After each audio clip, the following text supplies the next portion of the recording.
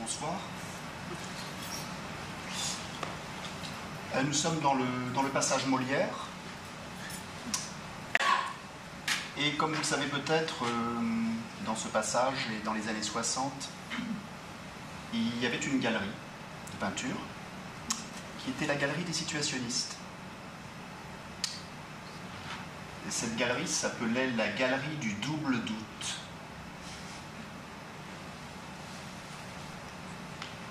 Et donc ce soir, nous allons tenter de lever ce doute, ou peut-être de le confirmer. Qui en écrivant, qui en dessinant. Vous avez remarqué peut-être d'ailleurs qu'on parle beaucoup dans le champ de l'art d'un retour à la peinture, ou d'un retour de la peinture. Je ne sais pas exactement quelle est la signification de ce retour, mais je n'ai pas le temps de développer par des arguties.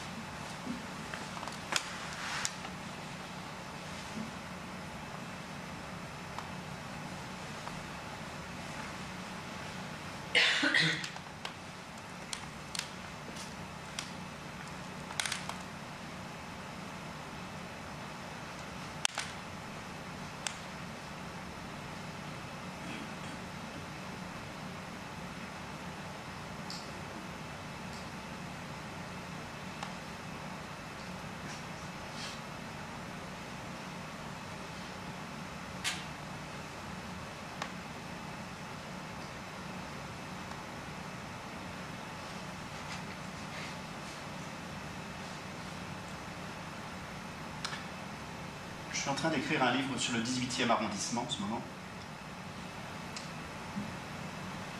Et tout à l'heure, j'étais dans la rue d'Oudoville, dans le quartier africain. Et en passant devant un marchand de fruits et légumes, j'ai vu en devanture une toile, un tableau, que j'ai trouvé très beau, qui était exposé en devanture. Et je me suis dit que j'ai eu envie de l'acheter et de vous le montrer, en primeur. Mais les exigences du vendeur étaient excessives. Et donc je n'ai pas pu réaliser ce que je voulais faire, c'est-à-dire vous montrer un tableau que je venais juste d'acheter pour vous le montrer. Je lui ai même proposé de louer le tableau pour la soirée. Mais il n'a pas voulu. Alors je vous propose un tableau de substitution qui a quand même un rapport évident avec le 18e arrondissement.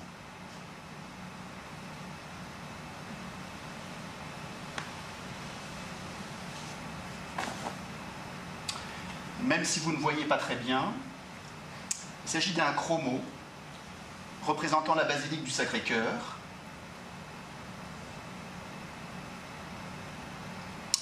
qui m'a été donné par un artiste et qui a rajouté ces 3 lettres AFS qui correspondent à une obsession personnelle dans ma description du 18e arrondissement, qui signifie « à faire sauter ».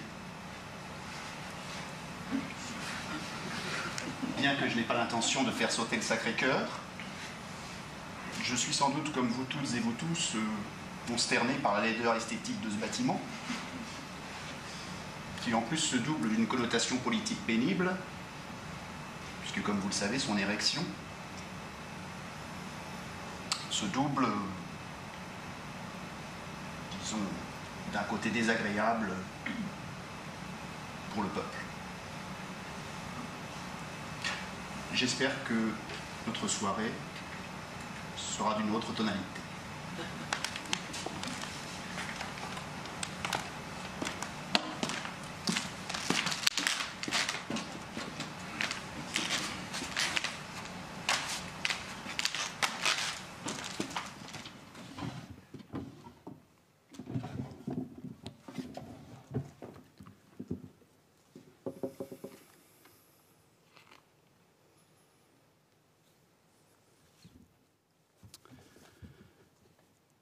Ma mère est commissaire d'exposition et mon père est dentiste. Leur différence professionnelle, assez forte au début de leur mariage, s'est atténuée au fil des années. Au début, mon père, accaparé par la constitution de sa clientèle et la gestion de son cabinet, ne prêtait pas trop attention à l'intérêt de plus en plus vif que ma mère montrait pour l'art. Il s'inquiétait en outre pour elle, car l'insertion professionnelle dans le milieu assez étroit des commissaires d'exposition n'est pas évidente, d'autant que ma mère n'avait fait aucune formation dans ce sens. C'était l'époque où chacun se débrouillait par soi-même et où les dispositifs de formation institutionnelle n'avaient pas encore pris l'importance qu'ils ont aujourd'hui. Mon père sut néanmoins ne pas trop mettre la pression sur ma mère, bien qu'il se sentît un peu inquiet à la pensée qu'il lui faudrait subvenir pour 2, et bientôt 3, bouches. Pour l'encourager, il a décoré temporairement son cabinet de quelques toiles d'artistes défendues par ma mère, dont je ne me rappelle jamais les noms, car je suis un simple amateur. J'ai entamé des études de sciences politiques. Mais je me souviens d'une peinture qui m'avait marqué et qui représentait une bouche géante. La mâchoire supérieure était composée de dents, ayant chacune la forme d'une pierre précieuse. La mâchoire inférieure était masquée par des lèvres pulpeuses. Cette toile pop, je crois qu'on dit comme ça, inquiétait un peu la clientèle de mon père, d'autant que son titre était « 26 lettres, 32 dents, 6 millions de raisons de se révolter ».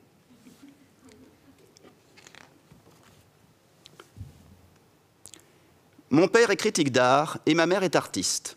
Ils se rencontrent sur les bancs de l'école des Beaux-Arts de Valenciennes, mais ne tombent amoureux l'un de l'autre qu'à la fin du parcours, en 4e année.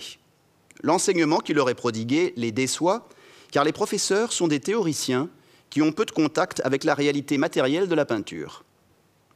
À l'époque, mon père n'a aucune intention de devenir critique d'art. Il se rêve sculpteur. Il obtient de bons résultats dans l'atelier de Marcel Jamerzy, notamment en bronze.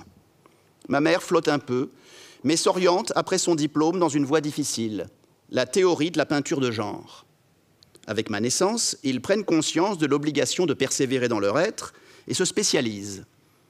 Ma mère entame une thèse sur l'influence de John Constable sur Caruel d'Aligny, un néoclassique français. Mon père, pour nous faire vivre, travaille dans un supermarché. Les temps sont durs.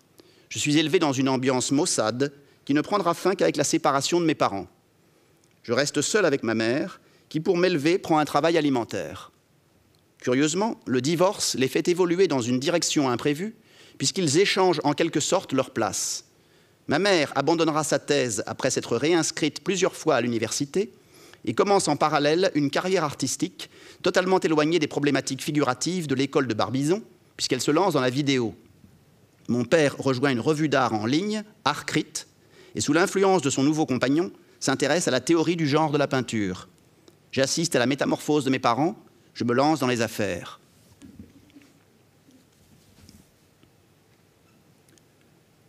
Mon oncle est syndicaliste dans l'hôtellerie-restauration. Il se présente à ce jour au comité pour discuter de la réintégration d'un collègue injustement licencié par son employeur. Le bâtiment du comité, situé près de la porte de Bagnolet, est une tour moderniste fabriquée dans des matériaux cheap. Mon oncle, toujours fougueux, habillé d'un trench coat beige et portant sac à dos bleu, marche d'un bon pas vers l'esplanade. Il franchit les marches du perron gardé par un agent de sécurité noir qui lui demande d'ouvrir son sac.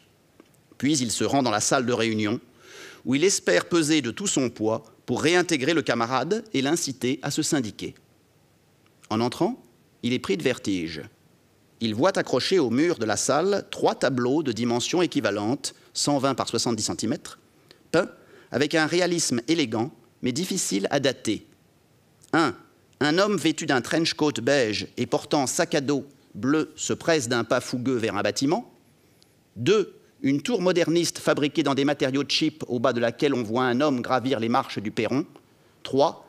Un agent de sécurité noir qui se penche vers son sosie pour lui demander d'ouvrir son sac.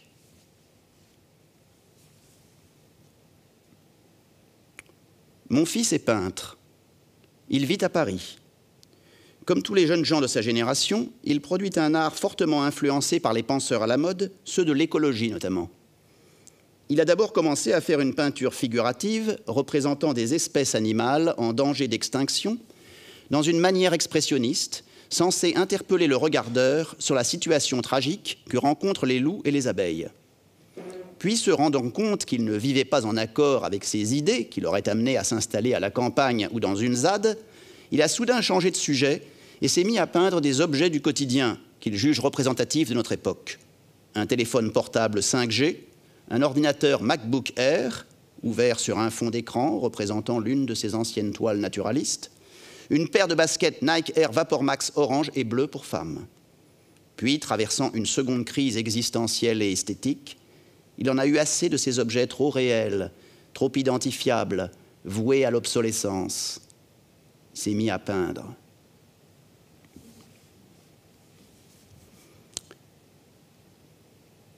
Mon frère aîné, que je n'ai pas vu depuis des mois, me téléphone pour me dire qu'il voudrait me montrer des peintures de notre père qu'il a retrouvées dans la maison de campagne dont il a hérité. J'ai hérité, moi, de l'appartement lyonnais. Je suis un peu étonné car notre père, après avoir entamé une petite carrière de peintre figuratif, n'a pas donné suite à ce qui n'était à vrai dire qu'une passion sans lendemain. Le mot même de passion semble excessif pour un simple passe-temps. Mon frère, qui ne connaît pas grand-chose à la peinture, me dit qu'il y a pas mal de tableaux, et je comprends au ton de sa voix qu'il compte sur moi pour en prendre une partie, ce qui ne m'enchante guère, mon père ayant passé beaucoup de temps à produire des toiles du genre « Les sources de la Vienne en octobre » ou « Paysages d'hiver » dans des tons rougeâtres ou marronasses. Qu'à cela ne tienne, je prends le train et 6 heures plus tard, je débarque à Limoges. Nous dînons ensemble, mon frère et moi, évoquant la vie de notre père et son dada de peintre du dimanche qui nous a toujours laissé froid. Nous regarderons les tableaux demain, si ça ne t'ennuie pas, dit mon frère. Le soir, avant de m'écrouler dans le lit de la chambre d'amis, je constate que les murs de cette chambre froide sont nus, à l'exception d'un tableau accroché à l'envers. Je m'approche du tableau et le retourne. Sur la toile, en petits caractères peints d'une façon très ouvragée, est écrit le testament de mon père, par lequel il...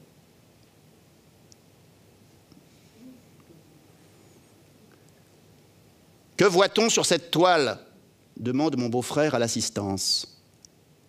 Eh bien, comme vous pouvez le constater, il s'agit d'une série de 11 bandes noires verticales, disposées sur le fond blanc de la toile, à intervalles réguliers. Mais l'espace entre chaque bande n'est pas tout à fait le même. Il se réduit à chaque fois d'1 centimètre environ, ce qui crée un effet visuel relativement prégnant, quoique non spectaculaire. On lit de gauche à droite le tableau, comme un livre, et l'on perçoit une sorte de rétrécissement progressif de l'espace, compensé par la régularité des bandes noires, qui conservent, elles, la même largeur. Eh bien, je soutiens, moi, que cette peinture est politique. Comme il a prononcé ces derniers mots sur un ton enflammé, les étudiants se montrent convaincus.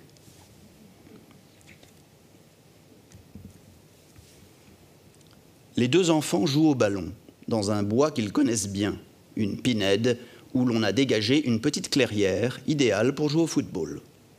2 pins servent de cage. Les troncs sont des poteaux naturels, un peu tordus, mais pratiques pour figurer des buts. L'un des enfants garde les cages, l'autre tente de mettre le ballon dedans. Lors d'un shoot terrible, l'attaquant envoie le ballon tellement fort qu'il fuse à côté des arbres et se perd loin dans les fourrés. Les enfants cherchent la balle. Ils ne la retrouveront pas. Ils fouillent, marchent, avancent dans les ajoncs, puis s'égarent sans s'en rendre compte et aperçoivent une cabane, au fond des bois. Cabane abandonnée, apparemment, autour de laquelle ils espèrent encore trouver le ballon. Peut-être le propriétaire l'a-t-il confisqué. La porte est ouverte. L'un des 2 enfants a envie de rebrousser chemin. L'autre est intrigué par la présence de cette cabane qu'il n'avait jamais vue, avec ses vitres sales et son ouverture béante et noire. L'enfant le plus téméraire pousse la porte branlante. Il n'y a pas de lumière. Il fait quelques pas, Dans le fond de l'antre désert, une tache phosphorescente attire soudain son attention. Un rectangle vert flashy, une boule verte lumineuse. L'enfant voit un tableau auréolé d'un halo blanc luminescent. Le tableau représente 2 enfants jouant au ballon dans une pinède.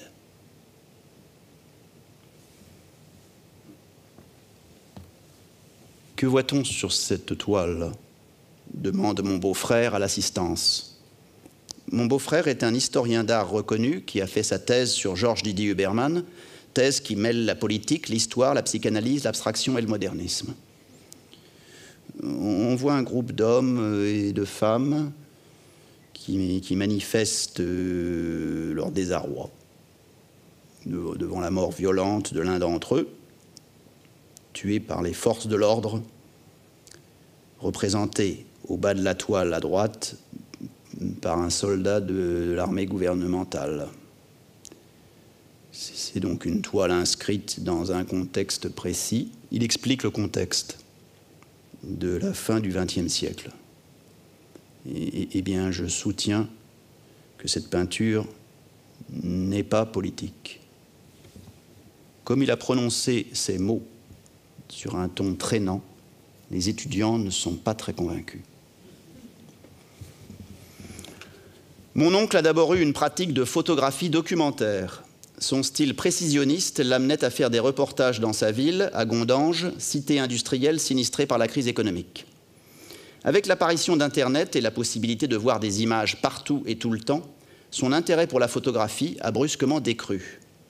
Il s'est alors tourné vers la peinture, comme si un médium aussi fort qu'Internet, N-E-2-T-E, tient à l'écrire ainsi, l'avait persuadé de la perte d'aura définitive de l'image fixe.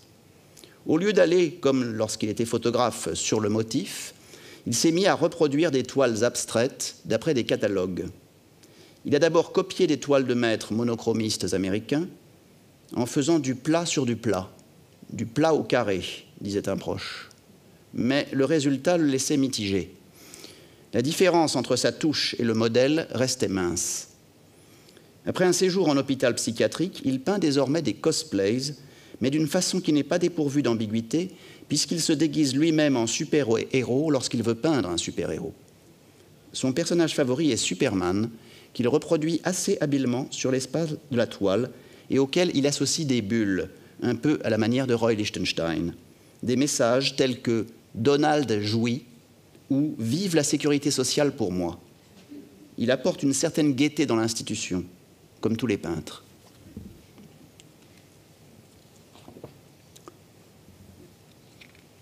Mon voisin de palier me montre ses toiles peintes dans un style réaliste très dépouillé, aux contours marqués, peinture séduisante abordant des thèmes d'époque ultra-contemporains. Jean-Luc Mélenchon parle au peuple le soir de sa défaite au premier tour des élections présidentielles. Patte légère, format carré. Le président Macron fait un selfie avec des jeunes. Patte lourde, format rectangulaire. Adèle Haenel quitte furieuse la cérémonie des Césars. Plan moyen, couleur étouffée. Je vois qu'au moins une 50aine de toiles sont rangées dans son 2 pièces. Je commets l'imprudence de lui demander s'il pense que ces sujets vont rester dans la mémoire des hommes. Il me répond « Est-ce que vous connaissez les noms des personnages de la ronde de nuit ?»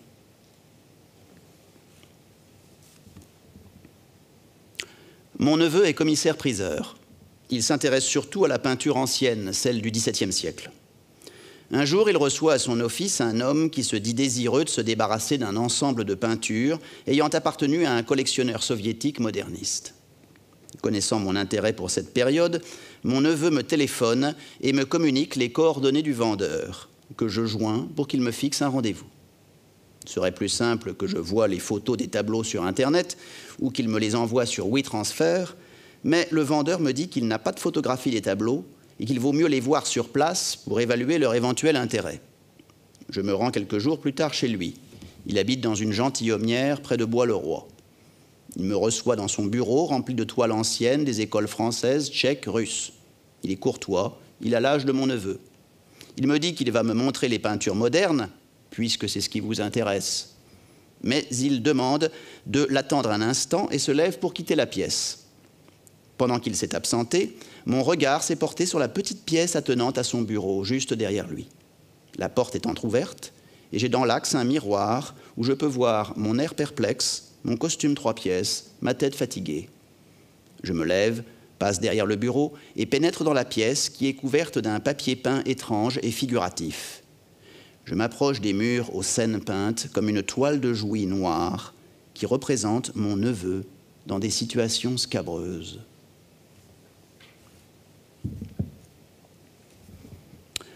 Ma sœur est galeriste. Je ne vais jamais dans sa galerie car je ne m'intéresse pas à l'art.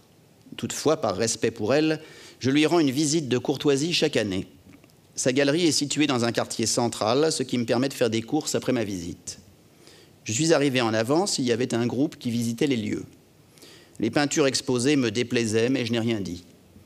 On voyait les joueurs de l'équipe de France de football reproduits à la manière des figurines Panini, en format affiche, mais je ne les reconnaissais pas bien car elles étaient peintes 3/4. Tous avaient autour du cou une pancarte rectangulaire sur laquelle on lisait le mot « Villa Plane » qui se détachait lisiblement en grosses lettres noires. Je ne sais pas ce que ça veut dire. Je demanderai à ma sœur, mais ses explications sont souvent confuses et j'ai tendance à oublier quand il y a une signification dans un tableau.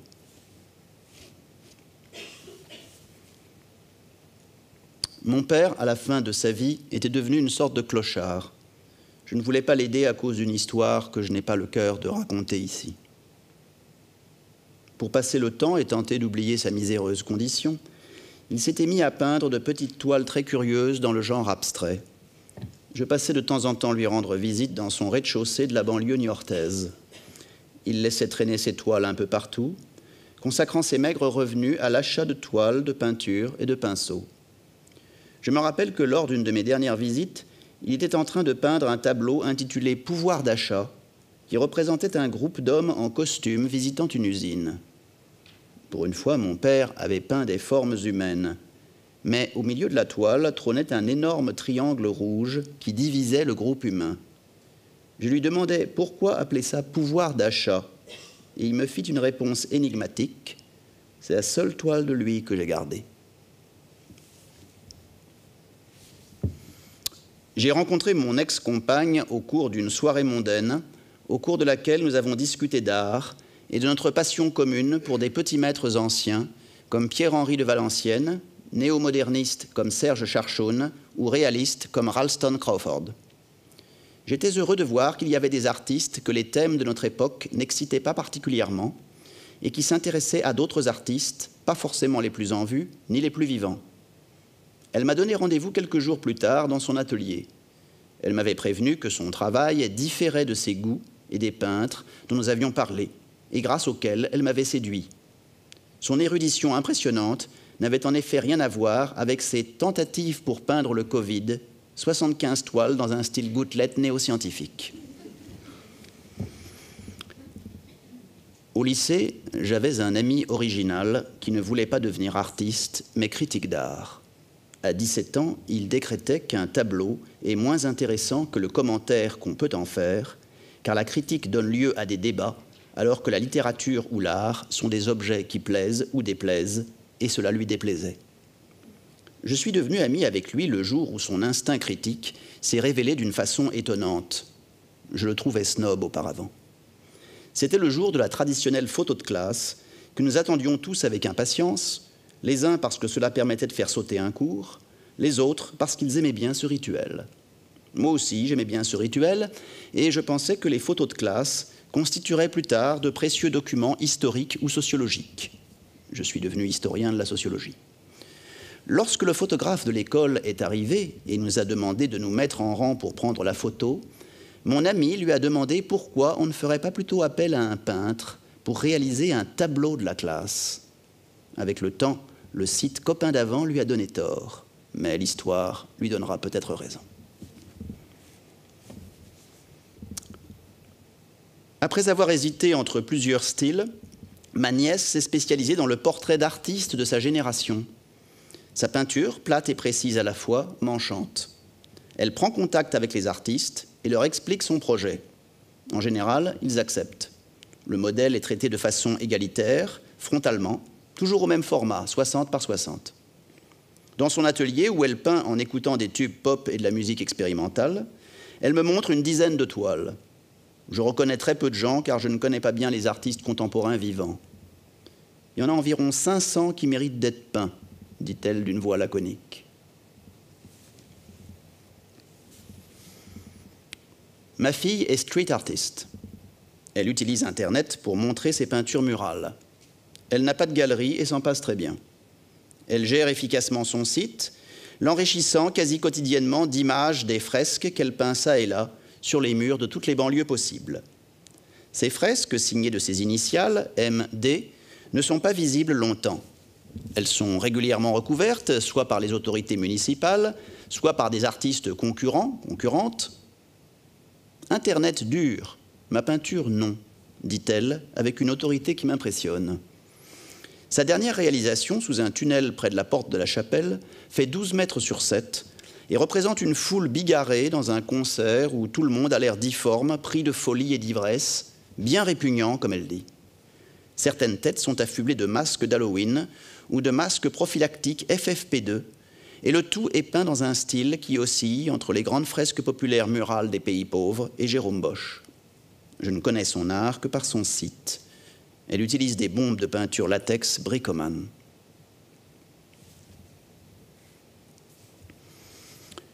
Mon fils adoptif, qui n'est plus tout jeune, mais a beaucoup d'argent, a tenu à me rendre visite à mon atelier. J'ai accepté d'assez mauvaise grâce, car nos relations ne sont pas très bonnes. J'ai même été étonné de sa proposition, même si je sais qu'il travaille pour de riches clients auxquels sa société, qu'il envoie certainement, doit faire des cadeaux pour les fêtes. Je lui montre mes dernières réalisations, à la fois abstraites et politiques. Il ne comprend pas bien la relation entre les deux tendances, les croyant exclusives l'une de l'autre.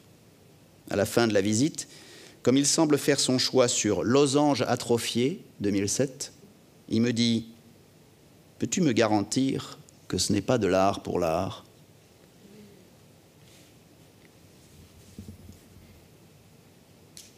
Chaque jour, mon cousin se rend sur la place du Tertre et s'installe dans le carré dévolu aux barbouilleurs pour touristes, où il a obtenu, après une longue lutte, le droit de citer.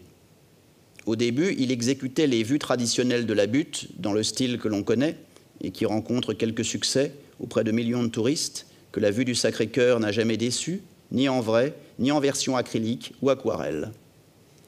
Vivotant plus qu'il ne vit, à cause de la concurrence féroce entre rapins, mon cousin a commencé à reconsidérer sa pratique du jour où, après avoir peint la basilique pour la Xème fois, il a appliqué sur la toile une grande croix noire.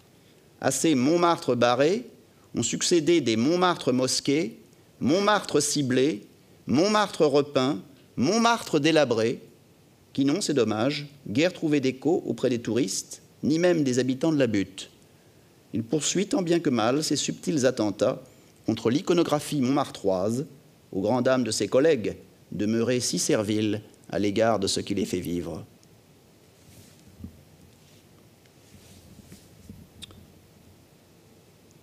Mon frère regarde la télévision dans son vaste salon. Sa femme le prend en photo en train de regarder un film. Leur fille filme la scène avec son téléphone portable. Je fais un tableau de la famille in situ. C'est moi qui détermine le temps de pause de cette mise en scène, peinte en temps réel, et qui nécessite plusieurs heures de prise de vue. Plus tard, ma femme écrit une nouvelle en imaginant les actions des différents membres de la famille. Les pensées de mon frère en train de regarder le film, les mouvements de ma belle-sœur qui prend son mari sous plusieurs angles de vue, les sentiments de leur fille qui filme au portable mais chatte en même temps avec ses 18 correspondantes, mes pensées pendant que je reconstitue la scène avec mes pinceaux. Elle-même couche les sentiments de la narratrice et décrit la toile avec le maximum d'objectivité, toile hyper réaliste dans le style qui est le mien. De toute la famille, le peintre, moi, est le seul qui crée en temps réel. Sur la télévision, mon frère projette en fait un DVD, un classique du biopic de peintre, La vie passionnée de Vincent van Gogh, ce qui permet à la famille de regarder le film tout en se livrant aux différentes opérations de capture visuelle. Mon frère fait semblant de regarder le film de Minelli, qu'il reprogramme à chaque séance de pause. Les photos que prend sa femme sont moins des preuves que des actions clichés qui n'ont pas de valeur documentaire. Le film que prend sa fille au téléphone portable est constitué de prises différées plus ou moins chaotiques. Le roman qu'en tire ma femme est écrit en quelques mois. La peinture est un art du temps.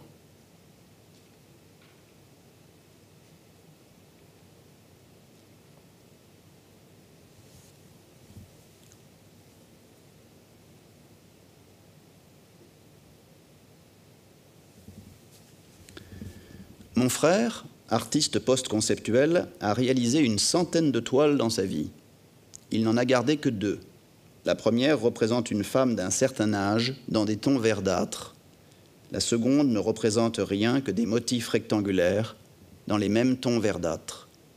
Il veut qu'on les expose toujours côte à côte.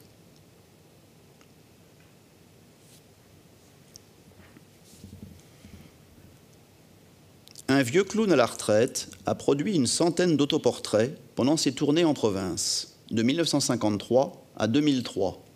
Des autoportraits de moi, dit-il d'une façon touchante. Ces tableaux, réunis dans la galerie de peinture qui en a fait l'acquisition, après de multiples péripéties qui vaudraient à elles seules un roman, sont désormais visibles. On pourrait penser que l'évolution du visage de ce clown crée le caractère bouleversant de sa peinture, sorte de méditation sur le temps, peinte avec une virtuosité technique certaine. Mais comme son maquillage est resté le même depuis ses débuts, il s'est toujours produit en maquillage gras, rouge et noir qui lui recouvrait le visage et la tête couverte d'une perruque noire bouclée, afin de créer un style, celui de son personnage, on dirait qu'il n'a pas vieilli. C'est le contexte de sa peinture qui, en revanche, apporte une couche historique à son œuvre, car il s'est toujours peint avec un accessoire ou dans un décor qui évoque fatalement le passé. Les clowns apparaissent comme des clowns historiques. Il y a le clown abstrait, le clown pop, le clown algérien, le clown de la crise pétrolière, le clown de l'élection de François Mitterrand, de Nicolas Sarkozy, et ainsi de suite, le clown au Walkman, le clown et son premier téléphone portable, le clown devant le McDo, le clown devant le Bataclan, le clown écolo. Mais je m'arrête là, car je ne veux pas gâcher l'exposition qui ouvre ses portes ce 15 décembre et jusqu'au 15 janvier à la galerie du Double Doute, rue du Sirop aux Fraises.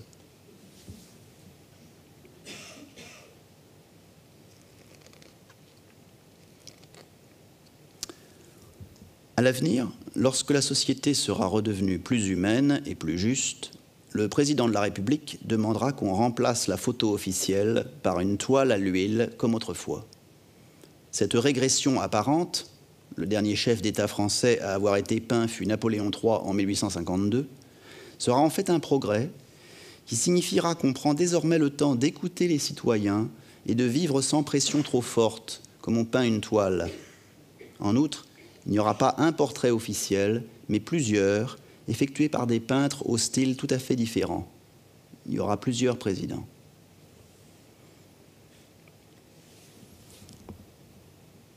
Mon gendre a décidé d'ouvrir un petit musée de peinture dont la première exposition est consacrée aux grands de ce monde. Alors même que presque personne ne l'a vu, sa galerie se situe au centre de Sanary, dans le Var. Cette exposition a été censurée au bout de quelques jours à cause d'une toile qui consternait les autres. La composition en est simple. Le tableau est de taille moyenne, les personnages sont de grandeur naturelle. Au centre, comme il se doit, le personnage principal apparaît dans son costume déchiré. Il est demi-nu. Le torse est à peine masqué par les lambeaux de la chemise que vient de lui arracher la foule. Il cherche à fuir, mais il est ceinturé par 2 personnages masculins qui l'en empêchent. Au second plan, 2 ouvriers préparent les instruments de torture, tandis que sur la gauche, une femme excite les mâles à ligoter la proie humaine. Sur le ciel sombre, on lit en lettres de feu un message incompréhensible. Le tableau est de style expressionniste. La légende est « Didier Lombard, le PDG d'Orange, va mourir ». Ce sont les médias qui ont révélé l'affaire sur dénonciation.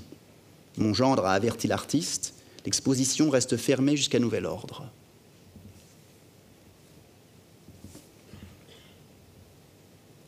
Au marché aux puces, je tombe sur un stock de photographies noir et blanc datant probablement des années 50, toutes de même format carré, 50 par 50, avec liséré blanc sur les bords.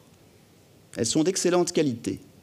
Ce sont les photos de toiles de maître du XXe siècle, essentiellement des fauves aux couleurs fauves, des matisses aux couleurs maticiennes, des abstractions lyriques, enflammées et géométriques radicales, des monochromes impitoyables. la dimension colorée de ces peintures est neutralisée par la photo noir et blanc et le format. Cela donne un résultat d'autant plus troublant que je ne comprends pas l'intérêt d'avoir documenté ces tableaux et qu'aucune mention institutionnelle ne figure au verso des photographies. Je ne reconnais pas toutes les toiles, mais la plupart d'entre elles. La signature, parfois, m'aide. Il n'y en a qu'une seule que je ne suis pas arrivé à identifier, qui représente un compotier au revolver.